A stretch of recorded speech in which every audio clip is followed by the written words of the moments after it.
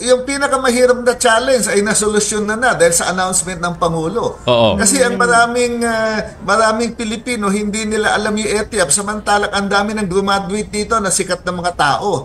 Kulang yung recognition ng general public ng ETIAP.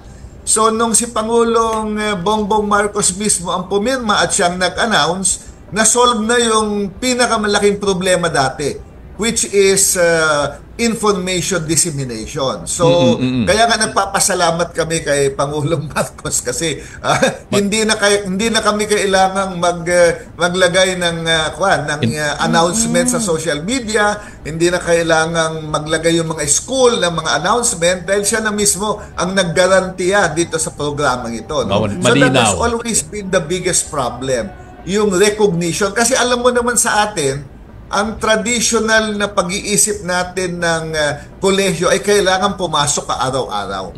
Yan ang nakalakihan natin. Yan ang nakasanayan natin. So yung idea na babalik ka, mag-aaral, ang takot ng marami kaya ayaw nilang gawin. Ang takot nila ibabalik sila ng freshman, tapos yung mga kaklase nila parang mga anak na nila.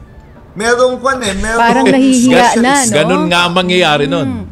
May social stigma tayo na pag maedad ka na ayaw mong bumalik kasi parang nahihiya kang bumalik.